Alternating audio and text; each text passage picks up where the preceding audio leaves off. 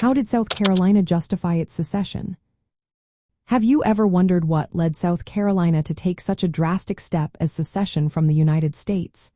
The reasons are rooted in a mix of political, social, and economic factors, primarily centered around the institution of slavery. On December 24, 1860, South Carolina issued a formal document known as the South Carolina Declaration of Secession. This declaration laid out the state's reasoning for leaving the Union, and it is essential to understand these points to grasp the political climate of the time. First and foremost, South Carolina argued that the northern states had shown increasing hostility towards slavery. They believed that slavery was not only a constitutional right but also a cornerstone of their economy. The declaration pointed out that a geographical line had been drawn across the country.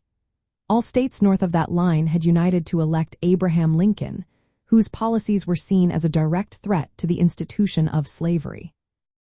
Another key point in the declaration was the accusation that northern states had violated their constitutional obligations. South Carolina claimed that these states were failing to enforce laws like the Fugitive Slave Act. This law required that escaped enslaved people found in free states be returned to their enslavers. By not enforcing such laws, South Carolina argued that the northern states were breaching the constitutional compact that held the Union together. The balance of power in the federal government was also a significant concern for South Carolina. They feared that the increasing support for anti-slavery policies would tip the scales against the interests of slaveholding states. This fear of losing political power and the ability to govern themselves was a driving force behind their decision to secede. The election of Abraham Lincoln played a crucial role in South Carolina's justification for secession. As a Republican, Lincoln opposed the expansion of slavery into new territories. South Carolina viewed his presidency as the beginning of a policy that would undermine their way of life and safety. Lastly, the Declaration framed secession as an act of reclaiming state sovereignty. South Carolina believed that the Union had been fundamentally broken by the actions of the North.